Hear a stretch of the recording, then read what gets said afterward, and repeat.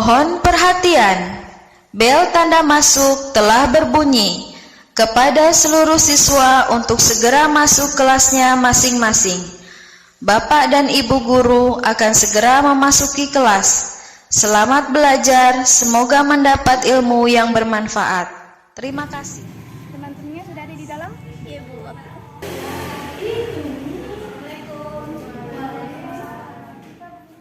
Selamat siang anak-anak. Siang, Bu. Apa kabar hari ini? Baik. Sebelum memulai pembelajaran, seperti biasa, ketua kelas silakan namanya terlebih dahulu. Nah, silakan. Mustahil. Yaman. Salaman. Assalamualaikum warahmatullahi wabarakatuh. Waalaikumsalam warahmatullahi wabarakatuh. Jurusan. Alhamdulillahirabbil alamin. Puji dan syukur kita panjatkan kepada Allah Subhanahu wa taala yang telah memberikan kesehatan kepada kita semua sehingga kita bisa berkumpul di ruangan ini, duduk di sini bersama-sama secara langsung atau secara tatap muka. Nah, ada pula pembelajaran kita menggunakan waktu 2 jam pembelajaran seperti biasa. Untuk itu, agar kegiatan pembelajaran kita berjalan secara lancar dan diberi kemudahan, alangkah baiknya kita awali dengan berdoa dan melanjutkan membaca ayat suci Al-Quran seperti biasa. Ketua kelas siapa? Nadia, silakan pimpin doa dan melanjutkan membaca ayat suci Al-Quran seperti biasa. Silakan, Nak. Berdoa dimulai. Bismillahirrahmanirrahim. Rabbi shrahli sadri wa yassirli amri wahlul 'uqdatam min lisani yafqahul qawli. Rabbi zidni ilman warzuqni fahman. Rabbana atina fid dunya hasanah wa fil akhirati hasanah wa qina azabannar.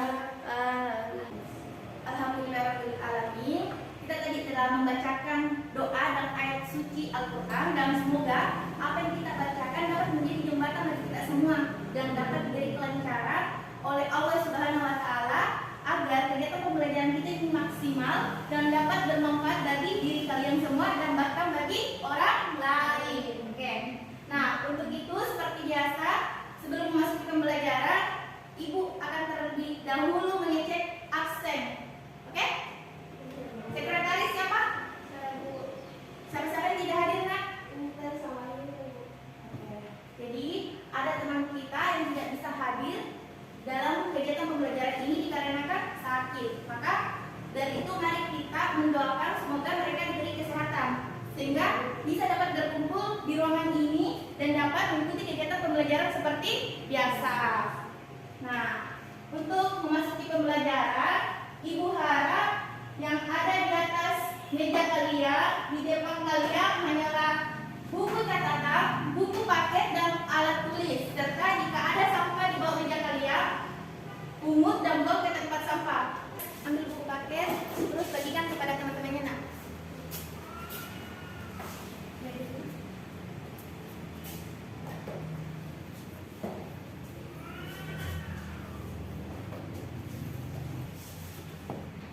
Bukunya sudah ada semua? Ya, Bu. Nah, untuk memulai pembelajaran, buka halaman 25. Nah, di sini kita sudah memasuki materi baru atau materi bab 2, di mana materi tentang menumbuhkan kesadaran terhadap Undang-Undang Dasar Negara Republik Indonesia tahun 1945. Nah, seperti biasa, Ibu di sini ingin mengembalikan memori-memori kalian tentang pertemuan kemarin. Apa saja yang dibahas. Nah, Ibu meminta salah satu dari kalian menjadi perwakilan untuk mereview materi di minggu kemarin.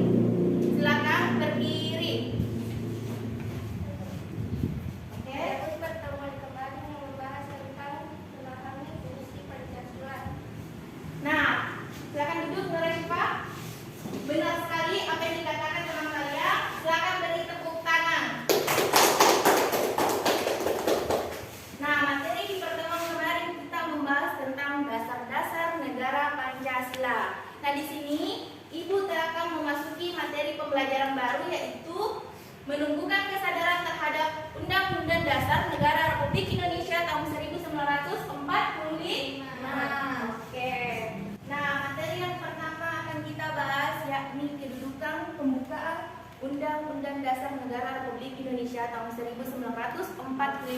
Nah, di mana materi ini memuat 3 bagian yang akan Ibu bahas. Pembahasan pertama, Undang-Undang Dasar merupakan sumber hukum dasar tertulis. Nah, sebagaimana anak-anak yang pernah kalian pelajari di kelas 7, bahwasanya hukum dasar terbuat menjadi 2 bagian. Masih ingat? Hukum dasar apa? Hukum dasar tertulis dan tidak tertulis. Nah, hukum dasar tertulis dan hukum dasar tidak tertulis. Di mana hukum dasar tertulis merupakan undang-undang dasar, sedangkan hukum dasar tidak tertulis merupakan konvensi atau bisa disebut dengan konvensi. Ada yang pernah dengar tidak di artikel, di informasi atau di buku paket tentang apa itu konvensi? Oke, jadi konvensi itu kebiasaan-kebiasaan yang dilakukan dalam konteks ketatanegaraan, di mana contoh dari konvensi ini seperti keputusan MPR di dalam sidang, keputusan presiden atau wakil presiden di dalam proses pemilihan menteri-menteri seperti menteri agama, menteri kependidikan. Paham? Nah, konvensi itu kita garis bawah yaitu konteks ketatanegaraan. Paham? Nah, pembahasan kedua yakni Undang-Undang Dasar merupakan sumber hukum dari peraturan. Sedangkan di bagian ketiga, Undang-Undang Dasar merupakan sumber hukum tertinggi dari tata urutan peraturan perundang-undangan di Indonesia. Nah, setelah memasuki materi kedudukan pembukaan Undang-Undang Dasar Negara Republik Indonesia, di sini Ibu juga akan menjelaskan tentang bagaimanakah sistematika Undang-Undang Dasar Negara Republik Indonesia sebelum dan sesudah amandemen. Oke. Nah, di sistematika Undang-Undang Dasar Negara Republik Indonesia telah mengalami beberapa kali amandemen. Itu terdapat 4 kali amandemen, di mana urutan dan sistematikanya dapat kalian perhatikan di papan tulis. Yaitu di sebelum dan sesudah.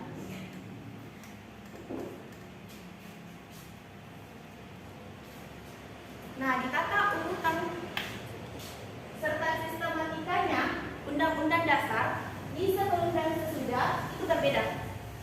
Di sebelum amandemen terdapat 3 bagian. Bagian pertama, pembukaan.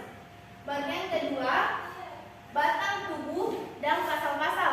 Sedangkan bagian ketiga, memuat penjelasan. Nah, kita beralih di bagian sesudah amandemen. Bagian pertama memuat pembukaan. Yang kedua, pasal-pasal. Nah, di sini terdapat beberapa perbedaan antara sebelum dan sesudah amandemen, di mana di sebelum dan di sesudah amandemen pembukaan tetap sama. Pembukaan akan tetap ada di sebelum dan sesudah amandemen. Mengapa? Pembukaan tetap ada karena memang tidak bisa diubah. Dan memang pembukaan itu akan tetap sama.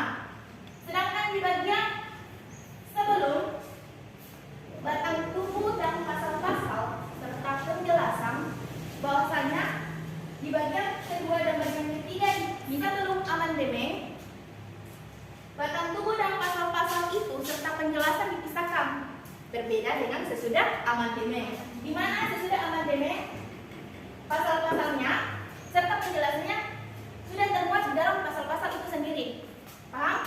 Paham, Bu. Nah, di sini juga dari ketentuan sistematika Undang-Undang Dasar sebelum dan sesudah amandemen memuat atau ditegaskan di dalam pasal 2 aturan tambahan, di mana ditetapkannya perubahan pembukaan dan pasal-pasal sesudah amandemen, di mana Undang-Undang Dasar Negara Republik Indonesia memuat 2 bagian, pembukaan dan pasal-pasal. Paham? Sedangkan di Undang-Undang Negara Republik Indonesia tahun 1945 di sekarang ini sesudah amandemen memuat tadi 2 bagian, yaitu pembukaan dan pasal-pasal. Sekarang kita berlanjut di bagian kedua, yaitu hubungan pembukaan dan proklamasi kemerdekaan. Di mana di sini materi ini di hubungan pembukaan dan proklamasi kemerdekaan di dalam pembukaan memuat aturan proklamasi kemerdekaan. Proklamasi kemerdekaan memuat dua hal pokok. Pokok pertama, di mana bangsa Indonesia, pernyataan bangsa Indonesia akan kemerdekaan. Dan yang kedua, pokok kaidahnya seperti tindakan segera harus dilakukan bangsa Indonesia mengenai pernyataan kemerdekaan itu. Jadi dua pokok, pernyataan bangsa Indonesia dan tindakan segera yang harus dilakukan bangsa Indonesia mengenai pernyataan kemerdekaan. Nah, di sini dihubungkan pembukaan dan proklamasi kemerdekaan di bagian akhir, di mana alinea pertama sampai alinea ketiga merupakan uraian terperinci dari pembukaan proklamasi kemerdekaan. Nah, alinea keempat yaitu pertanggungjawaban proklamasi terhadap pembukaan proklamasi kemerdekaan. Paham di bagian hubungan pembukaan dan proklamasi kemerdekaan bahwasanya makna yang terkandung di dalam pembukaan merupakan amanat proklamasi kemerdekaan itu sendiri. Paham? Paham, Bu. Oke. Ibu lanjut lagi di bagian ketiga dan beralih di sub ketiga, yaitu di mana pembukaan memuat pokok kaidah negara yang fundamental. Undang-Undang Dasar Negara Republik Indonesia tahun 1945 memuat dua hal pokok. Yang tadi dijelaskan dalam sistematika undang-undang, pembukaan dan pasal-pasal. Tapi jika kita lihat di dalam tertib hukum ini bahwasanya pembukaan dan pasal-pasal itu memiliki kedudukan yang berbeda. Di mana kedudukan yang berbeda, pembukaan itu lebih tinggi derajatnya dibanding pasal-pasal. Mengapa? Karena pembukaan merupakan pokok kaidah negara fundamental.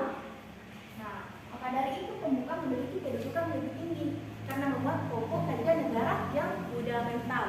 Nah, di setiap negara Republik Indonesia sebagai pokok kaidah negara yang fundamental bahwa terdapat pembukaan proklamasi kemerdekaan memiliki juga salah satu pokok-pokok kaidah negara yang fundamental. Salah satu contohnya dan pokok pertama adalah pokok-pokok pikiran yang diwujudkan, diciptakan melalui pasal-pasal dalam Undang-Undang Dasar. Yang kedua, pengakuan kemerdekaan sebagai segala hak bebas. Sedangkan yang ketiga, cita-cita nasional. Oke. Dan yang selanjutnya yaitu Pernyataan kemerdekaan. Yang selanjutnya lagi Tujuan negara. Dan yang keenam yaitu kedaulatan rakyat. Dan yang ketujuh Dasar negara Pancasila. Benar sekali. Tepuk tangan untuk kalian semua. Sudah paham di bagian pembukaan yang membuat pokok kaidah negara yang fundamental? Paham, Bu. Itu terdapat 7 pokok Kaidah. Oke, mantap. Nah, kita beralih di bagian terakhir. Terdapat makna alinea pembukaan Undang-Undang Dasar Negara Republik Indonesia tahun 1945. Nah, siapa di sini yang pernah bertugas di upacara bendera membacakan naskah proklamasi dan naskah Undang-Undang Dasar Negara Republik Indonesia pada 17 Agustus? Pernah? Oke. Kalau di upacara bendera seperti biasa di hari Senin membacakan naskah undang-undang siapa? Pernah dia juga? Dan Fitri? Oke, mantap. Nah, di dalam pembukaan Undang-Undang Dasar Negara Republik Indonesia tahun 1945 terdapat beberapa alinea. Alinea pertama, alinea kedua, alinea ketiga, dan alinea keempat. Nah, di sini Ibu ingin menunjuk salah satu dari kalian untuk membacakan apa itu penjelasan dari alinea pertama, kedua, ketiga, keempat di dalam materi makna alinea pembukaan Undang-Undang Dasar Negara Republik Indonesia tahun 1945. Oke. Nah, untuk alinea pertama akan dibacakan oleh Nadia. Silakan bacakan apa isi di dalam alinea pertama. Alinea pertama. Alinea ini memuat dalil objektif yaitu bahwa penjajahan di atas dunia harus dihapuskan karena tidak sesuai dengan peri kemanusiaan dan peri keadilan, dan kemerdekaan merupakan hak asasi semua bangsa di dunia. Nah, apa yang dikatakan Nadia itu bahwasanya benar, bahwa di alinea pertama dapat kita simpulkan bahwa di alinea itu menunjukkan keteguhan dan tekad para bangsa Indonesia untuk menegakkan kemerdekaan, di mana para bangsa Indonesia ini menentang tentang penjajahan. Bukan hanya itu, para bangsa Indonesia tidak hanya bertekad untuk menegakkan kemerdekaan, tetapi juga bertekad untuk menghapus para penjajahan di muka bumi ini. Paham? Nah, itu lanjut di alinea kedua yang akan dibacakan oleh Maria. Alinea ini menunjukkan kebanggaan dan penghargaan atas perjuangan bangsa Indonesia selama merebut kemerdekaan. Nah, benar sekali apa yang dikatakan oleh Mas Ria, bahwasanya di alinea kedua menunjukkan tentang ketajaman, ketepatan penilaian bangsa Indonesia selama merebut kemerdekaan, di mana alinea ini juga memuat tentang motivasi real dan material terhadap bangsa Indonesia agar berkehidupan yang bebas. Nah, itu dari alinea kedua, sedangkan alinea ketiga akan dibacakan oleh Ananda. Silakan. Alinea ketiga secara tegas menyatakan kembali kemerdekaan Indonesia yang telah diproklamasikan tanggal 17 Agustus 1945. Melalui alinea ketiga ini, bangsa Indonesia menyadari bahwa tanpa rahmat Tuhan yang Maha Kuasa, bangsa Indonesia tidak akan merdeka. Nah, benar apa yang dikatakan oleh teman kalian, bahwasanya di alinea ketiga mengenai motivasi yang didorong secara spiritual, bahwasanya para bangsa Indonesia mengenai apa yang dicapai, seperti mencapai mengenai kemerdekaan, mereka mempercayai adanya sikap dan kepercayaan mereka terhadap Allah Subhanahu wa Ta'ala. Mereka tidak akan bisa mencapai kemerdekaan jika tidak mempercayai keyakinan yang Maha Kuasa. Nah, kita melanjutkan di alinea keempat yang akan dibacakan sekretaris kalian, yaitu Fitri. Silakan Nana bacakan. Negara Indonesia dibentuk memiliki tujuan negara yang hendak diwujudkan, yaitu melindungi segenap bangsa Indonesia dan seluruh tumpah darah Indonesia, memajukan kesejahteraan umum, mencerdaskan kehidupan bangsa, dan melaksanakan ketertiban dunia yang berdasarkan kemerdekaan, perdamaian abadi, dan keadilan sosial. Jadi, dapat Ibu simpulkan bahwasanya di alinea keempat itu mengenai prinsip-prinsip dasar negara di dalam pembukaan Undang-Undang Dasar Negara Republik Indonesia. Nah, di antaranya di dalam prinsip dasar negara itu tujuan negara diadakan oleh pemerintah negara. Nah, pemerintah negara ini di dalam Undang-Undang Dasar. Nah, di situ di alinea keempat juga terdapat bentuk negara, yaitu bentuk republik yang berkedaulatan rakyat.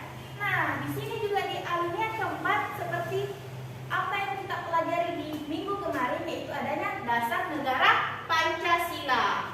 Paham? Paham, Bu. Nah, kita sudah mempelajari dari menumbuhkan kesadaran terhadap Undang-Undang Dasar Negara Republik Indonesia tahun 1945 yang memuat 4 submateri yang akan Ibu tadi bawakan tanggal barusan ini, yaitu kedudukan pembukaan Undang-Undang Dasar Negara Republik Indonesia tahun 1945, pembukaan dan proklamasi kemerdekaan mengenai hubungannya, dan yang ketiga mengenai pembukaan yang memuat pokok-pokok kaidah negara yang fundamental, dan yang terakhir yang tadi kalian bacakan yaitu makna alinea pembukaan Undang-Undang Dasar Negara Republik Indonesia tahun 1945. Nah, seperti biasa di sini di dalam pembelajaran Ibu membuka sesi tanya jawab untuk kalian. Jikalau masih ada yang ingin bertanya-tanya tentangnya, mengapa ini, kenapa ini, silakan ajukan tangan, ajukan nama, dan silakan berdiri. Ada? Ya, silakan berdiri.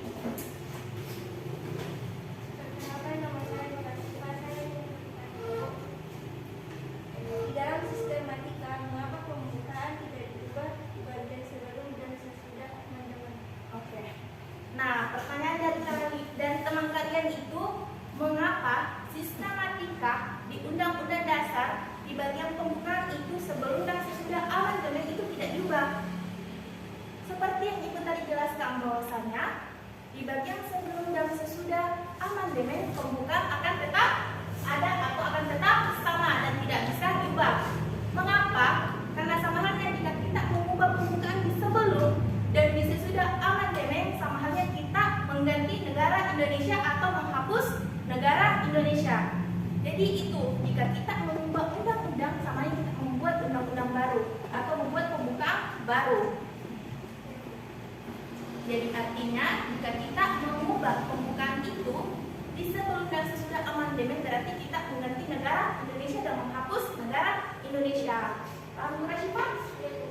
Oke, nah di sini karena berhubung waktunya sudah habis, maka apa yang tadi Ibu jelaskan, Ibu ingin memberikan kalian oleh-oleh untuk kalian kerjakan di rumah, yaitu tugas. Di mana tugasnya? Buka halaman 26. Nah, di situ ada di halaman sebelah itu halaman 27 terdapat tabel 2.1. Sudah diperhatikan? Ya, Bu. Nah, di sini kalian mengerjakan pertanyaan-pertanyaan yang ada di tabel 2.1 di buku tugas kalian. Dan jangan lupa pertanyaan dari jawaban itu kalian pertanggungjawabkan minggu depan. Nah, di sini seperti biasa, Ibu akan menunjuk salah satu dari kalian untuk minggu ke depan untuk mempertanggungjawabkan hasil jawaban kalian dari tabel 2.1. Siap? Siap, Bu. Alhamdulillah. Nah, berhubung karena waktunya sudah habis, tolong buku catatan dan alat tulis serta buku paketnya disimpan di bawah laci sebelum Ibu menutup pembelajaran hari ini. Dipersilakan. Nah, di sini berhubung waktunya sudah habis, mari kita akhiri dengan mengucapkan hamdalah. Alhamdulillahirabbil alamin. Sampai jumpa di minggu ke depan di pertemuan berikutnya. Jangan lupa materinya kalian pahami. Wabillahi